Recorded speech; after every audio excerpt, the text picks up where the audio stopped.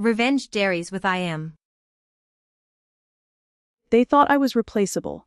Like a broken chair, they could toss out and swap for something cheaper. But what they didn't realize was that the whole office was standing on the chair I built. And when they kicked me off, the foundation shook. My name is Alex Carter, and for 5 years, I was the lifeblood of Stratwell & Co., a mid-sized marketing firm tucked in the glass towers of downtown Chicago. I wasn't the one with the fancy title or the corner office, but every campaign that went viral, every client that renewed, every system that ran smoothly. It all had my fingerprints on it. People joked that I wasn't just the operations manager. I was the company's invisible spine. At least, that's what I believed. Until Nathan Reeves showed up. Nathan wasn't just my new boss. He was the kind of man who could charm a room in 30 seconds flat. Sleek suits, a jawline carved like it belonged in a Cologne ad, and an endless stream of corporate buzzwords that made executives nod like hypnotized sheep. He had been hired as our new vice president of strategy, parachuted in from some top consultancy, with glowing recommendations. At first, I wanted to believe he was the real deal. He invited me to coffee, asked about my processes, and even praised me in front of the team. Alex is the guy who makes this place run. I'd be lost without him. But soon, little cracks began to show. Every idea I pitched in meetings somehow became Nathan's initiative. When presented to the board, he started reshuffling responsibilities, moving projects I had nurtured for years under his direct supervision. When clients praised our efficiency, he smiled graciously, never once acknowledging that I had built the systems he was showing off. The worst part, he made me doubt myself. One late evening, I stayed behind finishing a campaign report when Nathan leaned against my desk. His smile was sharp, polished, dangerous. "Alex," he said casually, "you're good at what you do. But let's face it, everyone's replaceable. Even you." It was said with the ease of a man commenting on the weather, but it lodged in my chest like a shard of glass. That night, walking through the empty streets, I replayed those words over and over. Replaceable. Replaceable. The kind of word that stripped years of sweat, loyalty, and sacrifice into nothing more than a line item on a budget. At the time, I told myself I was overthinking. Nathan was just testing boundaries, maybe trying to keep me humble. But deep down, a knot of unease began to tighten. Because for the first time in 5 years, I felt like a stranger in the very company I had built from the ground up. And I had no idea that this was only the beginning. At first, the signs were subtle, small things that could be dismissed as coincidence, or just a manager doing his job. It started with meetings that I wasn't invited to. Nathan would smile at me in the hallway, all charm and assurances. "Don't worry, Alex. Just a strategic planning thing. Nothing major." But later, snippets from colleagues made my stomach knot. He was discussing project shifts, budgets, and client pitches, without me. Decisions I had normally made, or at least had a seat at the table for, were now being finalized behind closed doors. Then came the favoritism. Nathan suddenly had a small circle of team members who seemed untouchable. Their emails got immediate responses, their ideas were applauded as visionary. Meanwhile, my suggestions, once valued, were met with delayed answers, polite nods, or vague excuses. "We'll see." Or, "Let's revisit this later." I couldn't pinpoint a pattern. Except that I felt increasingly invisible in the room I had practically built. Then there were the mysterious calls. Nathan would step out of meetings, phone pressed to his ear, whispering with an intensity that made my hair stand on end. A week later, I noticed him deleting messages almost immediately. When I asked about it, he brushed me off with a grin's, "Client stuff. Confidential, you know how it is." But the way he avoided eye contact made something inside me tense. Even our finances started to feel off. Budgets for projects I managed were being cut unexpectedly. Money for client events, campaigns, or resources would vanish without explanation. Nathan would shrug, claiming it was a strategic reallocation, yet the circle of his favorites seemed to get everything they needed. I began keeping a meticulous record of every dollar, every allocation, just to see if the numbers matched the narratives. Often, they didn't. The emotional strain was crushing. Every day I arrived at the office, a pit of dread grew in my stomach. The emails I once opened with excitement now felt like traps. Every "good morning" smile from Nathan carried a faint edge I couldn't place. I began second, guessing my own judgment, wondering if I had misread him from the start. Was I overreacting? Was I imagining favoritism and secrecy? Even my team noticed my unease. They would ask if I was okay, if Nathan was being difficult. I assured them I was fine, but the lies I told myself to stay calm were beginning to fray. Sleep was intermittent. Anxiety gnawed at my concentration. I had never been a paranoid person, but every interaction now carried a subtle threat I couldn't shake.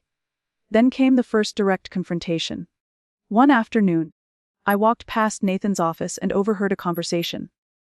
His voice was low, sharp. "Alex thinks he's indispensable. Don't let him get in the way. We'll handle it quietly." The words hit me like a punch to the gut. My mind spun. Was this about me? Or had I misheard? Could it have been about someone else? My heart pounded so hard I thought it might give me away. I backed away slowly, pretending to be absorbed in an email. But inside, the first seeds of suspicion had taken root. That night, alone in my apartment, I went over every interaction from the past month. Every favor denied, every mysterious call, every secretive glance. The list was mounting. For the first time, I felt the horrible possibility Nathan might not just be ambitious. He might be actively undermining me. And that thought, quiet and terrifying, refused to leave my mind. It wasn't just subtle anymore. The red flags had been warnings. The uneasy gut feelings a faint echo of what was coming. I just didn't know the full scale, until the day it hit me like a freight train. I arrived at the office early, trying to reclaim a sense of normalcy, only to find Nathan in the conference room with the board of directors, laughing and pointing at a presentation. My name was on every slide, my strategies and workflows highlighted as the backbone of the company's latest success. And at the bottom of the slide, in bold letters, was Nathan's name as lead architect. It took a moment for my brain to register the magnitude of what I was seeing. Every campaign I had managed, every operational system I had built, he was claiming as his own. My work, my late nights, my blood and sweat. It had all been stolen and rebranded under his name. I stepped back into the hallway, heart hammering, trying to process the betrayal. My colleagues avoided my gaze. I could feel their tension. Some looked sympathetic, others looked terrified of speaking up. But it didn't matter. I was the target. The person Nathan had been carefully dismantling for months, erasing my presence from the work I had created, as if I had never existed. I confronted him later, my voice trembling with disbelief and rage. "Did you just take credit for everything I've done?" I asked, my hands shaking. Nathan's grin didn't falter. Calm, composed, almost polite. "Alex, you're good at your job, but the world doesn't reward good intentions. It rewards results, and results are what I bring to the table now." My stomach twisted. The casual cruelty of it, the confidence with which he had rewritten reality. It was like watching someone flip a switch and destroy everything you believed about fairness. But it wasn't just professional theft. I later discovered the financial manipulations, the subtle cuts to my budget, the small projects quietly siphoned to his favorites. He had positioned himself to make me seem dispensable, to make my role appear less critical, while simultaneously building the narrative that he was the indispensable one. Everything I had worked for, everything I had thought was secure, had been quietly stolen from under my feet. I went home that night in a haze. Shock, heartbreak, and fury twisted inside me. I paced my apartment, unable to sit still. I kept replaying Nathan's words, his smirk, the way he had looked at me with that calm, terrifying certainty. I had trusted him, worked beside him, even defended him in front of the board when they questioned his methods. And now, everything was gone. But the most agonizing part wasn't just the theft. It was how easily he had done it. He had been planning this from day one. Every secret call, every favor to others, every withheld detail. It was all part of a meticulous plan to make me replaceable. And the worst part, he almost succeeded. I sat in the dark, the office lights fading from my mind. And I felt a spark ignite deep inside me. Anger. Not the random, fleeting kind, but the slow, cold fire of someone who has been robbed of everything and is not ready to surrender. I didn't know how I would respond yet. confront him publicly, expose him to the board, or plan something far more strategic. The possibilities twisted in my mind like a storm. One thing was clear: I wasn't done. The betrayal had been revealed. The theft was undeniable. And Nathan had no idea that by underestimating me, he had lit the fuse for his own reckoning. The next morning, I didn't sleep. I stared at the ceiling, replaying the scene over and over: Nathan standing in the conference room, presenting my work as his own, smiling like he'd won some cruel game. My chest burned with betrayal, every memory of my years of dedication twisting into anger. But as the initial shock faded, a different feeling began to rise. One that was colder, sharper, and infinitely more focused. I realized that my pain was useless unless I turned it into action. Sitting in the dark, I made a decision: I wouldn't just be a victim. I would not let Nathan make me forget my worth, erase my legacy, or humiliate me without consequences. The turning point came unexpectedly. I was reviewing the analytics of our most recent campaign, something Nathan had taken full credit for, when a small detail caught my eye. A miscalculated budget allocation, a small error buried deep in the spreadsheet. Something only I would notice. And in that moment, the clarity hit me like a lightning bolt. I knew the company better than anyone, better than Nathan, better than anyone who thought they could replace me. The anger shifted. It wasn't random fury anymore. It was strategic energy, a laser-focused determination. Nathan had underestimated me. He had counted on my loyalty, my integrity, my trust in the system, to keep me quiet. But he had made a critical mistake. He thought I could be silenced. He thought I would crumble. I rose from my chair and paced, ideas colliding in my mind. How could I fight back? Not recklessly, not emotionally, but in a way that made him regret every step he had taken to remove me. I began jotting notes, drafting scenarios, thinking like I hadn't thought since my first week on the job. This was a game, and I intended to play it smarter. There was also another realization, more personal, more burning: this betrayal wasn't just about work. Nathan had attacked my identity, my confidence, my sense of belonging. I had poured myself into that company, and he had tried to erase me. And the moment I accepted that, I felt a strange liberation. The hurt, while still there, no longer chained me. It had become fuel. By noon, I was moving through the office with a quiet intensity. Colleagues noticed the change.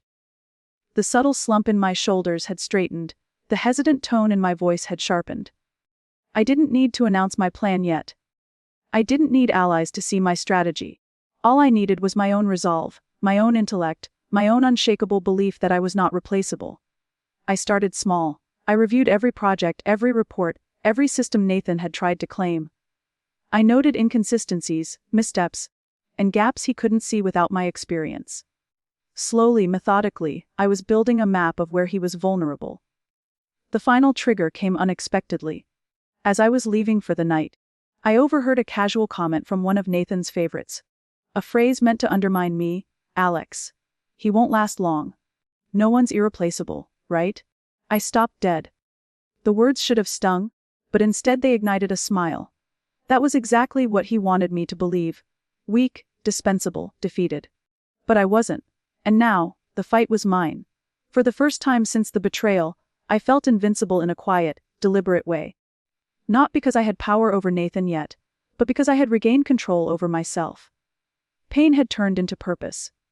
Anger had transformed into strategy. Betrayal had sparked the first fire in my plan for revenge.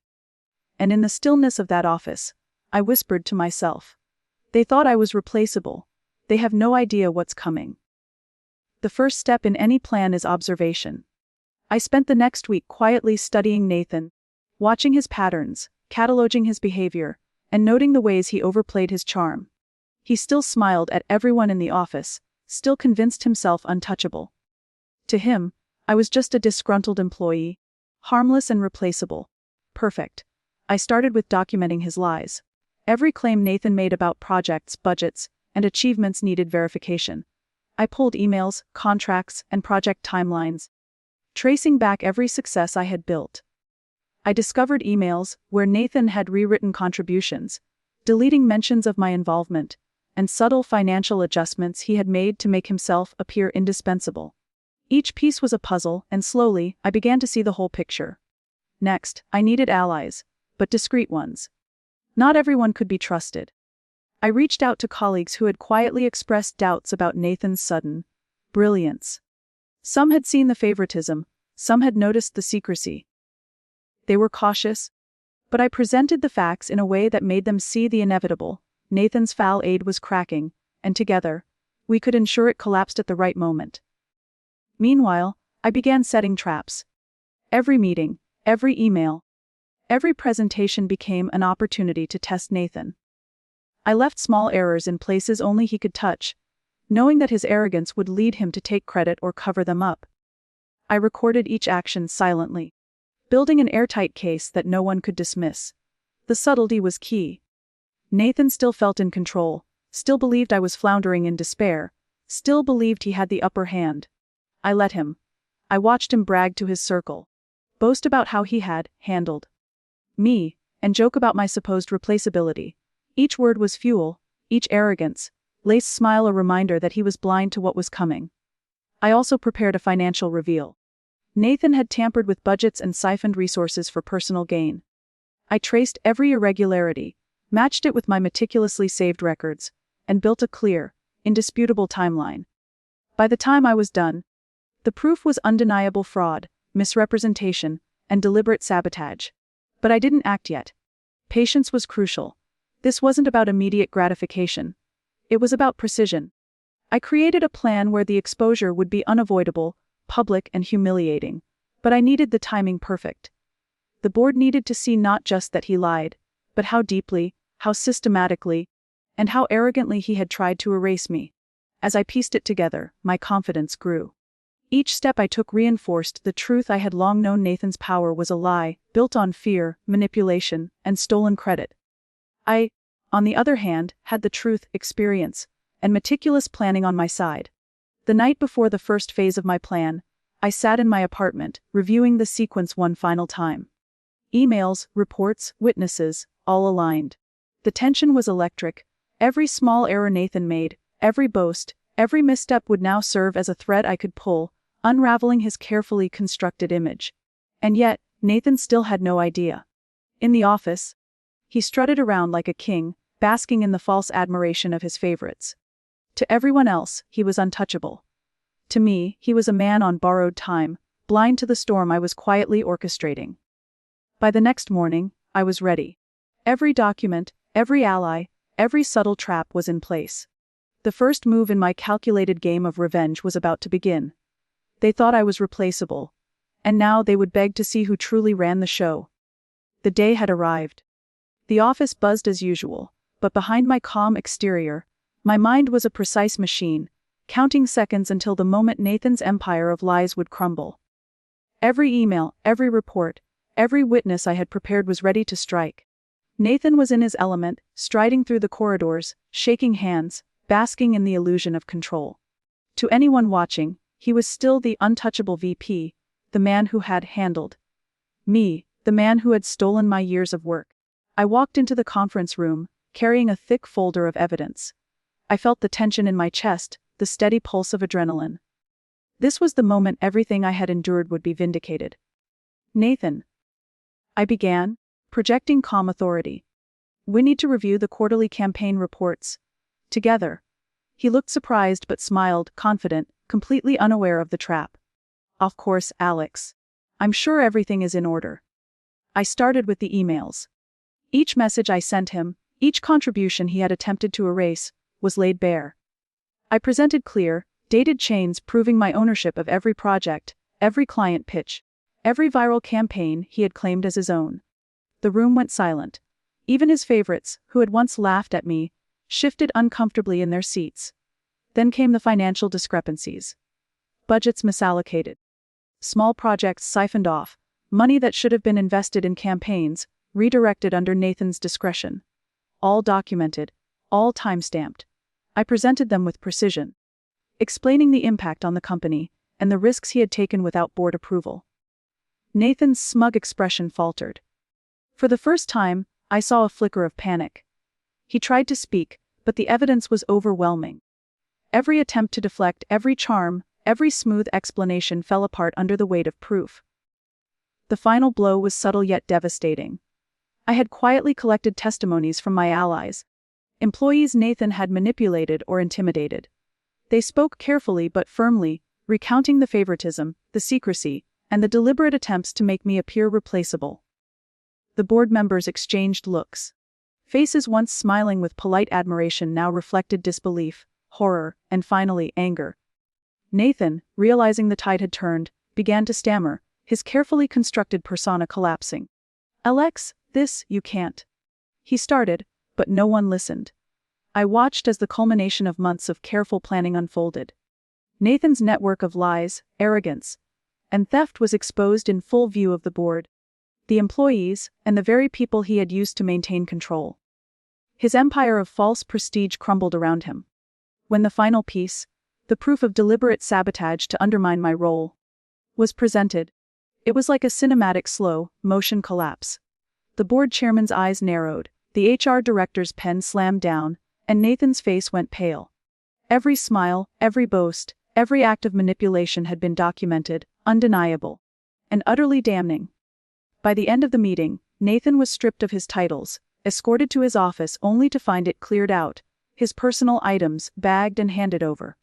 The employees, once intimidated, now looked at me with renewed respect. The man who thought I was replaceable had been humiliated, exposed, and completely powerless. I stepped out into the hallway, the office buzzing, whispers following me. My chest still raced, but it was the kind of exhilaration that only comes from triumph over betrayal. I had endured the deceit, the theft, the manipulation, and I had turned it into victory. As I paused near the glass windows overlooking the city, I allowed a small, satisfied smile. They thought I was replaceable. I murmured under my breath, but I made them beg for me back. And this time, the power was entirely mine. The office felt different after that day. Lighter. Somehow. The tension that had lingered for months, the invisible weight of Nathan's manipulation, was gone. He had been removed, his influence evaporated in a matter of hours, and for the first time in years, the company felt like a place I actually belonged. I walked past the desks of colleagues who had once avoided my gaze. Now, their smiles were genuine, their respect palpable. The people who had doubted my value, who had let Nathan's false charm blind them, now looked at me with admiration and relief. For once, the invisible backbone of the company wasn't invisible anymore. Nathan's downfall had a ripple effect. Clients who had been manipulated or misled came forward, confirming the inconsistencies I had documented. Upper management realized just how close the company had come to losing not just projects, but its credibility. And I, Alex Carter, was no longer the replaceable employee. I was the person who had saved the company from ruin, the person who had exposed the villain for who he truly was. Freedom, strangely, was the most satisfying part. No longer did I have to second-guess my actions. No longer did I carry the heavy burden of wondering if someone unseen was undermining me. I was respected, not just for my work, but for my integrity, my patience, and my determination to stand up for myself when the odds seemed insurmountable. And as for Nathan, he was gone. No more arrogant smiles, no more secretive calls, no more pretense of control. His name had become a cautionary tale whispered in hallways, a lesson in arrogance and betrayal. The very man who had tried to erase me from the company's history was now a footnote in it. A reminder that those who underestimate others often fall the hardest. I took a moment to reflect on everything. The sleepless nights, the anxiety, the heartbreak, the rage, and realized that the pain I endured had forged me into someone stronger, sharper, and more capable than I had ever imagined. Betrayal had been my cruel teacher, but I had turned it into power. And viewers, let me speak to you directly. Have you ever trusted someone completely, only to realize they were betraying you? Have you ever felt invisible, replaceable, or powerless? I want you to comment below and share your story. We've all faced moments that made us doubt our worth. But remember, the greatest victories often come after the deepest betrayals. As I stood by the window overlooking the city, I let the sun hit my face and allowed a quiet smile. The past was behind me, the future was mine, and the poetic justice of it all, the final, undeniable truth, was almost delicious in its simplicity. They thought I was replaceable, and yet, they ended up begging for me back. Sometimes, the universe has a way of balancing the scales, and in this case, it did so with perfect precision. Nathan had underestimated me, misjudged me, and in doing so, sealed his own fate.